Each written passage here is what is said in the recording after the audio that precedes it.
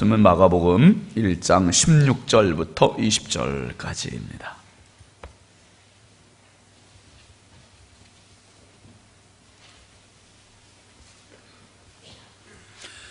마가복음 1장 16절부터 20절까지 함께 보시죠. 갈릴리 해변으로 지나가시다가 시몬과 그 형제 안드레가 바다에 금을 던지는 것을 보시니 그들은 어부라. 예수께서 이르시되 나를 따라오라. 내가 너희로 사람을 낚는 어부가 되게 하리라 하시니 곧 그물을 버려두고 따르니라. 조금 더 가시다가 세베대의 아들 야고보와 그 형제 요한을 보시니 그들도 배에 있어 그물을 깁는데 곧 부르시니 그 아버지 세베대를 품꾼들과 함께 배에 버려두고 예수를 따라가니라. 아멘. 오늘은 안수 집사님들, 교회학교 선생님들, 남녀 전도 회장님들 함께 하나님께 찬양 올려드립니다.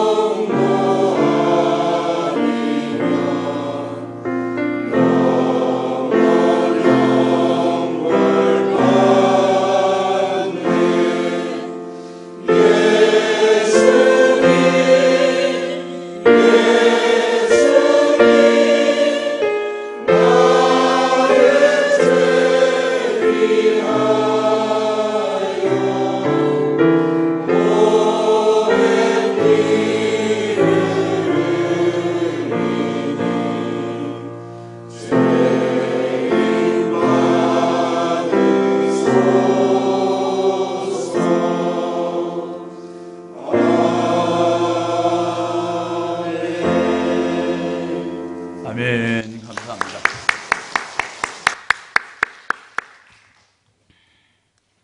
황정선 집사님 11조 감사예물 부활감사까지, 정규상 권사님 주님의 은혜 감사합니다. 부활감사 손병희 권사님 11조 선교예물, 구제예물, 장학예물, 부활감사, 감사예물 드렸습니다. 이길수 장로님, 박정숙 권사님 11조 선교헌금, 장학헌금, 구제헌금, 안태희 집사님, 나정순 권사님 11조 선교예물, 부활감사, 김동아 성도님, 이순자 집사님 11조, 이순자 집사님 전도헌금, 저 장호장님 박정숙 권사님 하나님 은혜 감사합니다. 감사예물, 박병화 권사님 감사예물, 이길수 장로님 박정숙 권사님 이역주 입대 90일 감사드립니다. 이 나라를 지키는 국군들에게 은총을 베푸소서. 김교숙 집사님 11조 부활감사, 이연순 권사님 선교헌금, 최내균 집사님, 이연순 집사님 부활감사, 김옥자 권사님 부활감사, 황영자 권사님 부활감사, 이재열 성도님, 김경희 권사님 부활감사, 김덕기 집사님, 유재분 권사님 부활감사, 윤호선 집사님 1,000번째 드렸습니다. 여러분 광고를 좀 드리겠습니다. 지금 온 나라가 지금 슬픔에 잠겨 있지 않습니까? 여객선 침몰 때문에 너무나 많은 아이들이 지금 또 희생되고, 아침에 새벽에 잠깐 보니까 사망자 수가 25명으로 늘었습니다. 지금 배 안에 갇혀있는 아이들이 참 많은데 우리가 좀 더 기도하고 모든 행사를 좀 자중하자, 그런 의미에서 오늘 저녁에 예정됐던 그 십자가 대행진을 취소했습니다. 읍면 앞에서 하는 행사 십자가 대행진 취소했으니까 여러분 그렇게 기억하시고, 대신 내일 모레 새벽에 있는 부활절 연합예배는 그대로 새벽 5시에 우리 교회에서 있습니다. 착오 없으시길 바라고 주변의 분들에게도 그렇게 알려주시기를 바랍니다. 이 시간에는 특별히 우리 아직 구조되지 않은 생명들을 위해서 우리 같이 좀 기도했으면 좋겠습니다. 한 사람이라도 생존자가 더 나와야 될 텐데 정말 기적 같은 은혜를 하나님 베풀어 주시고, 특별히 구조대원들에게도 은혜를 더하시옵소서. 우리 기도합시다. 구조대원이 어제 한 명 또 희생이 됐습니다. 그리고 그 유족들을, 가족들을 하나님 돌보시고 위로하시고, 어제 특별히 총회에서도 문자가 왔는데 보니까 우리 성결교회 가족들, 경기 서지방에서도 우리 교우들이 9명이 지금 포함되어 있다는 그런 보고도 있습니다. 그걸 떠나서 모두가 다 내 자식이고 내 가족입니다. 우리 이 시간에 합심해서 물속에 있는 생명들, 그리고 구조대원들, 그리고 그 가족들 위해서 우리 함께 합심해서 같이 잠깐 기도하겠습니다. 할렐루야. 아버지 하나님, 주의 은혜와 사랑으로 저희들이 이 새벽에 주님 앞에 겸손히 엎드립니다. 성령이여, 이 시간 특별히 여객선 침몰 사고로 인해서 아버지의 슬픔 중에 있는 모든 가족들과 또 아버지 온 국민을 위해서, 특별히 아버지 구조하고 있는 사람들을 위해서, 구조대원들을 위해서 하나님 앞에 간절히 기도합니다. 주여, 우리의 힘으로 할 수 있는 거 아무것도 없습니다. 하나님 아버지, 하나님 아버지, 정말 주께서 불쌍히 여겨주시고 주여 긍휼의 손으로 어루만져 주시고 건져 주셔야겠습니다. 하나님, 기상 악화로워지는 정말 구조를 하지 못하고 주여 지금도 산실에 갇혀있는 아버지 하나님 수많은 영혼들이 있사오니 주여 한 생명이라도 생존자가 있게 하여 주시고, 하나님 요나가 고기 뱃속에 있다가 사흘 만에 나온 것 같이 주여 저들을 토해내는 역사가 있게 하여 주시고, 주여 생존자로 구원받는 사람들이 있게 하여 주시옵소서. 특별히 구조를 피고 있는 많은 구조대원들을 긍휼히 여겨주시고 하나님 건강을 지키시고 생명을 지켜주시옵소서. 안전한 구조활동이 이루어질 수 있도록 하나님 은혜 더하여 주시옵소서. 특별히 아버지 하나님, 모든 희생자들의 가족들을 주께서 긍휼히 여겨주시고 위로하여 주시고, 정말 저들의 마음을 무엇으로 아버지 위로할 수 있겠습니까? 주여 주여 주여, 이 나라가 정말 하나님 앞에 늘 바로 서게 하시고 한국교회가 바로 서게 하여 주시고 겸손할 수 있도록 은혜를 더하여 주시옵소서. 아버지, 거룩하신 하나님 아버지, 고난주간을 맞으면서 특별히 오늘 성금요일 주님께서 저희들을 위하여 십자가에 고난 당하신 날을 기억하며 이 새벽 미명 주님 앞에 겸손히 머리를 숙였습니다. 하나님 앞에 우리가 무엇을 내세우리이까? 주여 긍휼히 여겨주시옵소서. 이 나라를 불쌍히 여겨주시옵소서. 하나님 아버지, 세계가 주목하고 있습니다. 하나님, 세계 1등 국가가 되었다고 자랑하고 뽐내던 이 나라가 아버지 하나님, 그 교만의 콧대가 꺾어졌습니다. 주여, 하나님 앞에 더 겸손하게 하여 주옵소서. 여객선 침몰 사고로 인하여서 너무나 많은 사람들이 슬픔에 잠겨있고, 한국이 슬픔에 잠겨있고, 모든 게 멈췄습니다. 주여, 주여, 한국을 불쌍히 여겨주시고, 특별히 아버지 하나님, 지금 배 안에 갇히고 물 안에 갇혀있는 많은 영혼들을 불쌍히 여겨주시고, 한 영혼이라도 더 생존자가 나올 수 있도록, 구출될 수 있도록 성령이여, 성령이여, 기적의 역사를 일으켜 주시옵소서. 구조대원들에게 긍휼하심을 베풀어 주시고, 건강을 지키시고 생명을 지켜주시고, 주여, 저들의 모든 가족들이 하나님 아버지의 슬픔 중에 하나님의 위로를 받게 하여 주시고, 온 나라가 이 일을 위하여 같이 기도하게 하시고, 한국교회가 기도하게 하시고, 더 겸손할 수 있도록 은혜를 더하여 주옵소서. 주님 앞에 올린 소중한 예물 드립니다. 주여, 일일이 기억하여 주시고, 저들의 평생 지금까지 살아온 것이 내 힘이 아니오 하나님의 은혜였음을 고백합니다. 남은 여생 가운데 더 큰 하나님의 은혜로 승리하게 하시고, 하나님의 영광을 드러내게 하여 주시옵소서. 이 시간에도 부족하고 연약한 종 주님 손에 부탁하오니 성령이여 붙잡아 주시고 사용하여 주시어서 새벽에 주님 앞에 나온 모든 성도들이 말씀으로 새 힘을 얻고, 말씀의 은혜가 되고, 말씀을 붙들고 이 하루를 출발하게 하여 주시옵소서. 예수 그리스도의 이름으로 축복하며 간절히 기도하옵나이다. 아멘.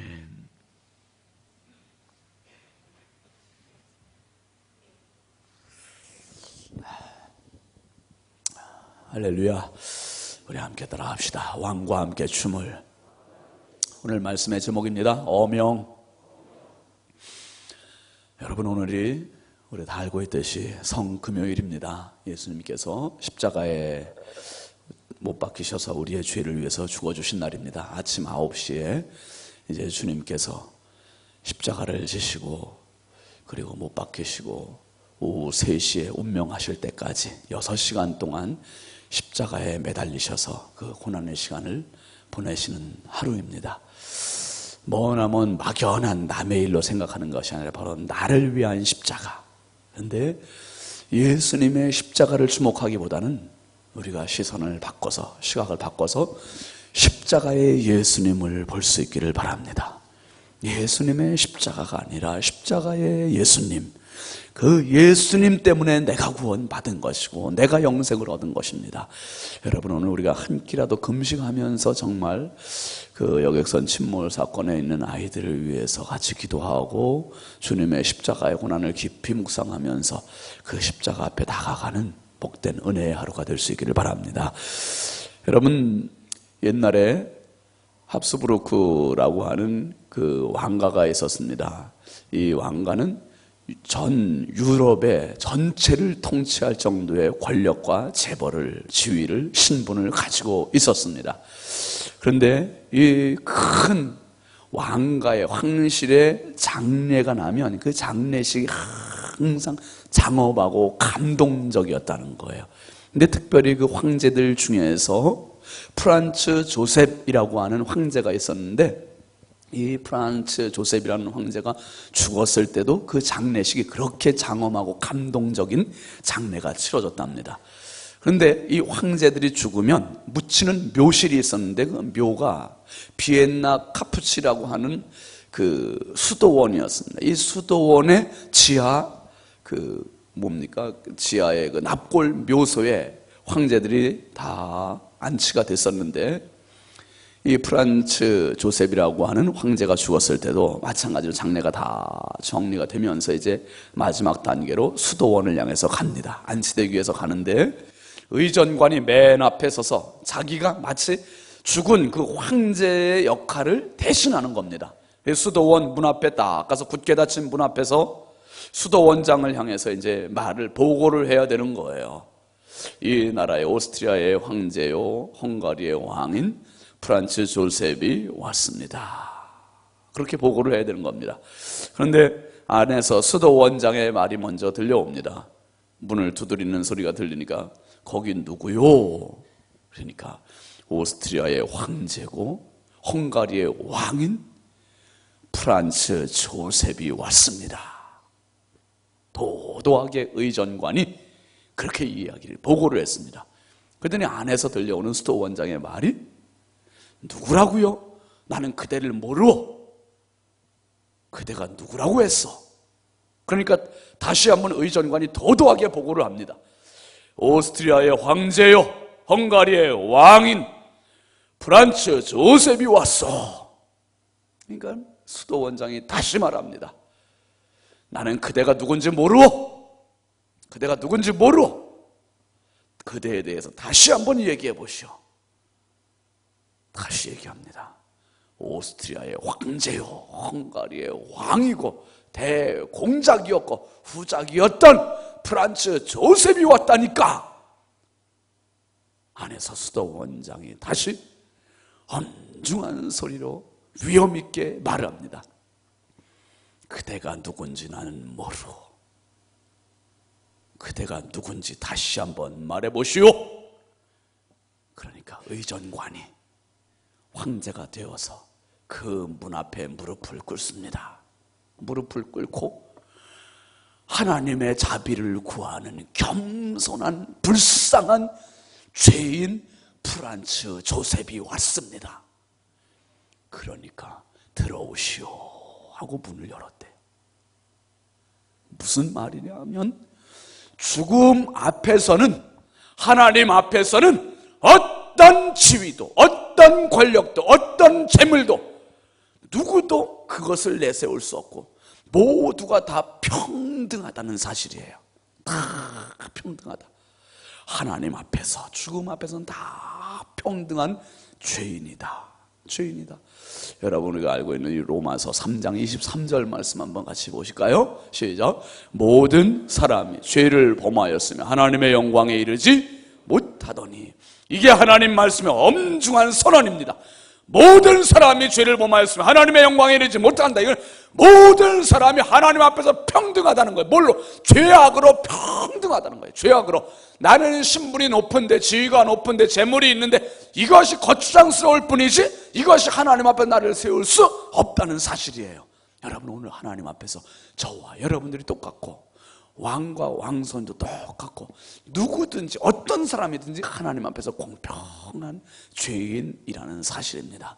여러분 많은 사람들이 의문을 제기합니다. 예수님께서 하나님의 왕이시고 하늘의 왕이시고 하나님의 아들이시라면 왜 예수님께서 제자들을 선택하실 때, 제자들을 선정하실 때 그렇게 무식한 사람들, 가난뱅이들, 인격이 모자란 사람들, 이런 사람들을 선택하셨을까?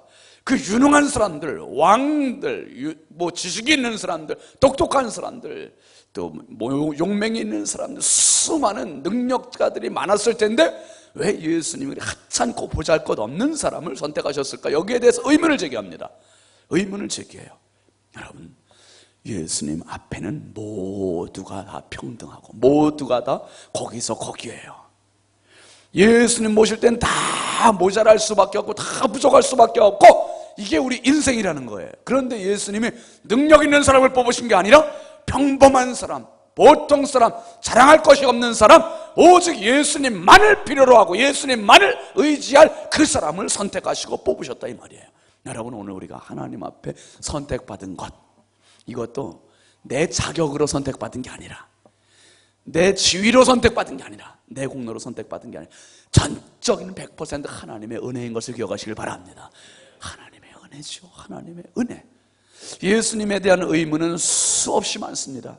왜 왕께서 오시면서 마국간 말구유로 오셨는지, 왜 왕께서 행차하시면서 그 보잘것없는 사람들의 종려나무 가지 흔드는 그 환영을 받으면서 가시고 그 당나귀, 백마도 아니고 당나귀를 타고 삐그덕삐그덕 하면서 들어가셨는지, 왜 그 하찮은 보잘것없는 사람들을 제자로 선택하셨는지, 왜 예수님께서는 머리 둘 곳도 없게 불쌍하게 가난뱅이로 사셨는지, 왜 예수님은 무덤조차도 없어서 남의 무덤을 빌려서 그 무덤에 가서 장사가 되셨는지, 왜 왕께서 화려하고 장렬한 죽음을 당하시는 것이 아니라 가장 악랄한 죄인들이 매달려 죽는 십자가에 못 박히셔서 가장 비참하고 부끄러고 치명적인 그런 죽음을 당하셨는지 수많은 의문들이 우리를 궁금하게 합니다.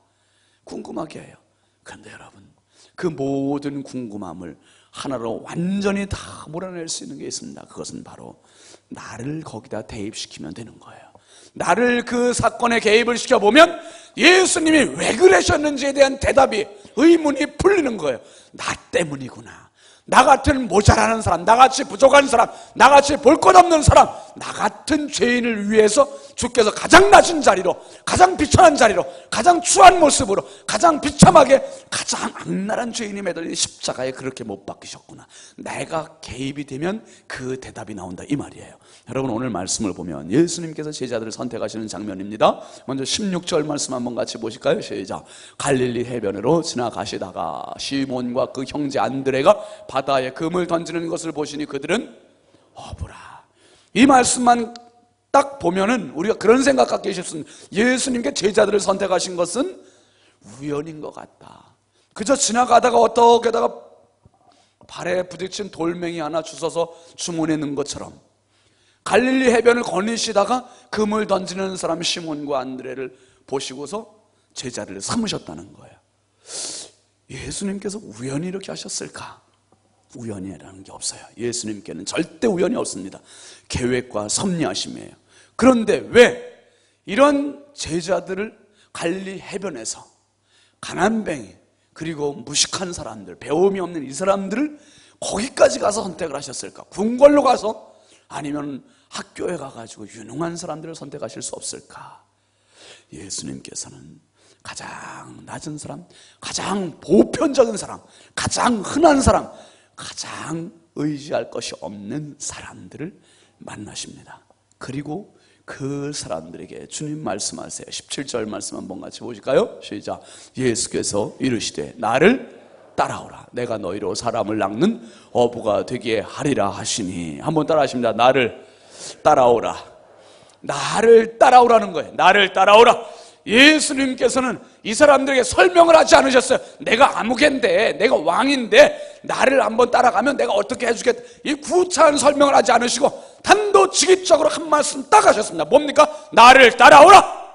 나를 따라오라. 그러면 내가 사람 낚는 어부가 되게 해주겠다. 나를 따라오는 이 명령 앞에 제자들의 반응이 있습니다. 18절 한번 같이 보시죠. 시작. 곧 그물을 버려두고 따르니라.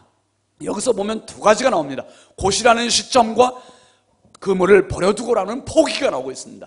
예수님을 따르는데 이 제자들의 모습은 뭐였냐면 즉시 따랐다는 거예요.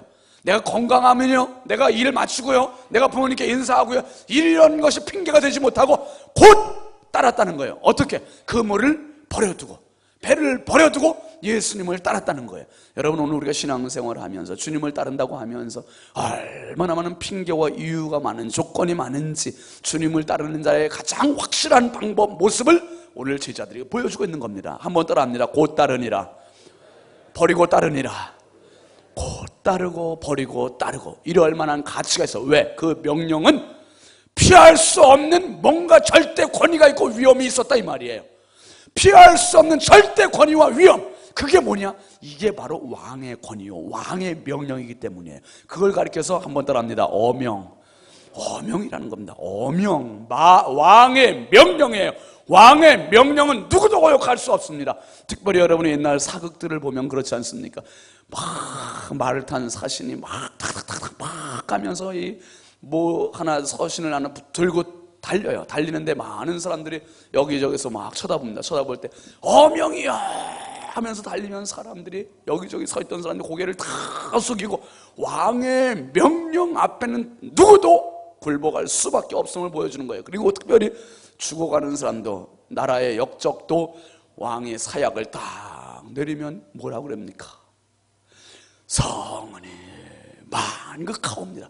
아니, 죽는 마당에 자기 죽으라고 주는, 먹이는, 내리는 약을 받으면서도 성은이 만극하다. 그러면서 뭐라고 그래요? 왕을 향해서 만수무강하라는 거예요. 그러면서 성은이 만극하다.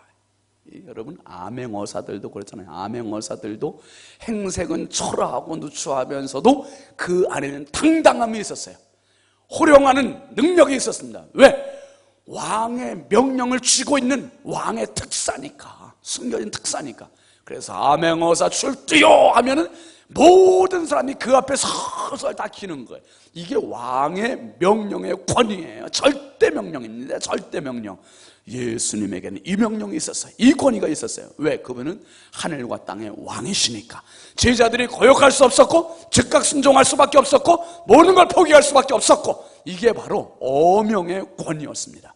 이 명령 앞에 제자들이 그렇게 따라갔고, 19절 20절 말씀 보면 다른 제자들이 또 나옵니다. 이 제자들도 똑같이 주님 앞에 순종합니다. 19절 20절 한번 같이 보시죠. 시작. 조금 더 가시다가 세베대의 아들 야고보와 그 형제 요한을 보시니 그들도 배에 있어 그물을 깁는데 곧 부르시니 그 아버지 세베대를 품꾼들과 함께 배에 버려두고 예수를 따라가니라.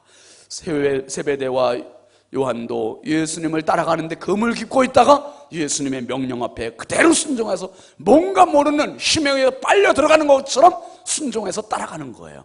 여러분, 이 유대 문화에서는요, 선생님이 제자들을 선택하는 일은 거의 없었고, 제자들이 누구한테 가서 배울까?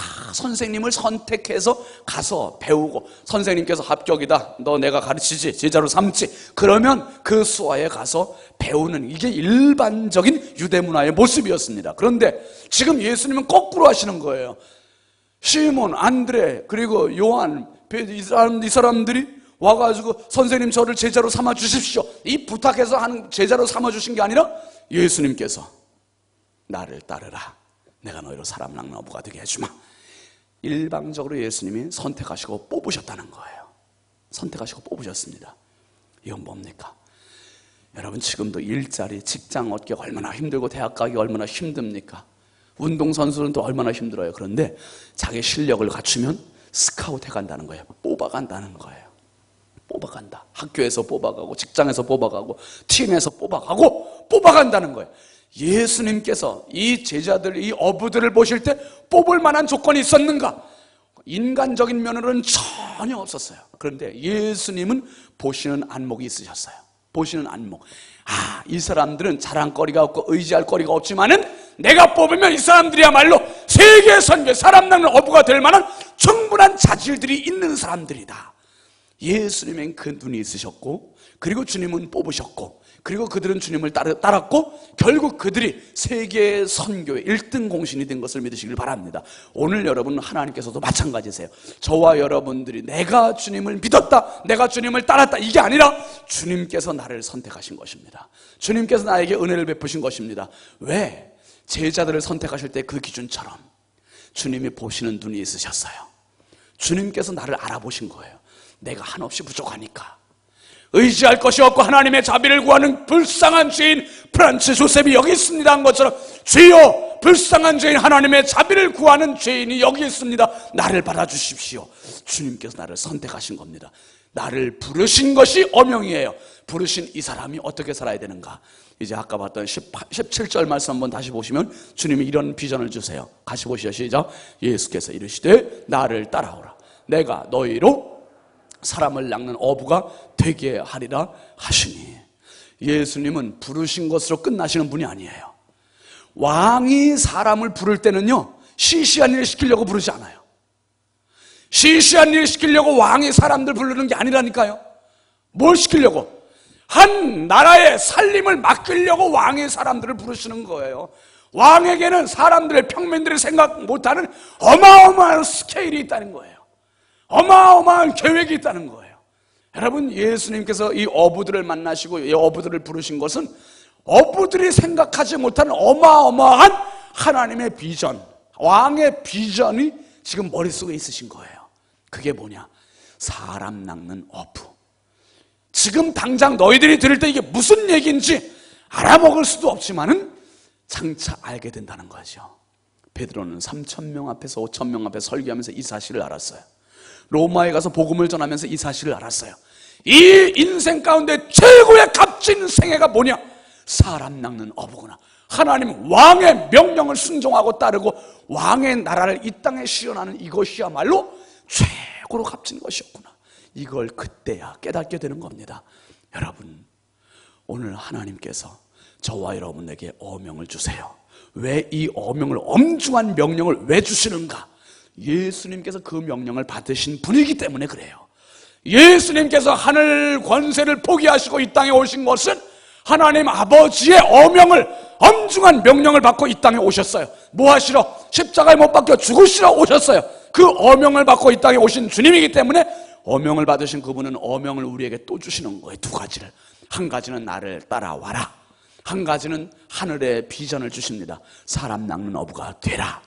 이 두 가지 때문에 주께서 우리를 부르셨습니다. 특별히 오늘 우리 안수 집사님들, 선생님들, 그리고 또 누구시죠? 네, 남녀전도 회장님들, 우리 다 중요합니다. 근데 우리는 부름받은 사람들이에요. 너무나 소중한 사람들이에요. 정말 중요한 자리에, 중요한 위치에 하나님께서 부르신 것은 그냥 부르신, 시시한 일을 위해서 부르신 게 아니에요. 내가 하는 일이 너무나 값진 일이에요. 너무나 소중하고 너무나 귀한 하늘의 비전인 것을 기억하시길 바랍니다. 이 하늘의 비전을 위해서 나를 부르셨고 지금도 나를 쓰고 싶으셨고, 하나님께서 이것을 어명으로 우리에게 명하시는 거예요. 나를 따라와라. 사람 낚는 어부가 되게 해주겠다. 이 성령의 음성, 하나님의 음성, 예수님의 음성, 이 음성 그저 지나가는 음성이 아니라 나를 부르시는 그분의 명령인 어명입니다. 이 어명은 아무나에게 내려지는 게 아니에요. 아무나에게 내려지는 게 아니라 갈릴리 바닷가에 얼마나 많은 어부들이 있었을 텐데 네 사람에게, 딱 선택된 사람에게 내려졌습니다. 이 부여 땅에 얼마나 많은 사람들이 있는데 오늘 저와 여러분들에게 이 명령이 내려졌습니다. 여러분, 우리는 너무나 소중한 선택받은 사람들입니다. 하나님 앞에 이 값진 자리, 값진 위치, 값진 신분을 기억하고 주님 나라 가는 그날까지 이 어명을 넉넉히 수행해 나가는 하나님의 귀한 권속들이 다 될 수 있길 주의 이름으로 축원합니다. 축원합니다. 축원합니다. 우리 함께 기도합시다. 특별히 이제 내일 모레 우리 군민초청 큰 잔치 있습니다. 부활절입니다. 주여, 수많은 사람들이 기다리고 있습니다. 저 사람들 가운데 정말 어부와 같이 평민들 많습니다. 하나님 아버지, 나를 부르시는 하나님, 이 가장 값진 일에 내가 주 앞에 쓰임받게 하여 주시고 우리 교회가 정말 이 지역에 죽어가는 영혼을 살리는 어명을 감당해 나가고 수행해 나가는 교회가 되게 하여 주옵소서. 우리 주여 삼창하고 간절히 기도하겠습니다. 주여, 주여, 주여. 할렐루야. 아버지 하나님, 주의 은혜와 사랑을 감사합니다. 거룩하신 하나님 아버지, 이 새벽에 주님 앞에 겸손히 머리를 숙여서 기도하는 주님의 자녀들, 주님의 백성들이 있습니다. 성령의 이 시간에 한 명 한 명을 성령님께서 친히 안수하여 주시옵소서. 나는 가진 것이 없다, 믿음이 적다, 보잘것 없다, 신분이 없다, 의지할 것이 없다, 여러 가지 핑계대고 이유를 대고 하나님 아버지 자기의 무익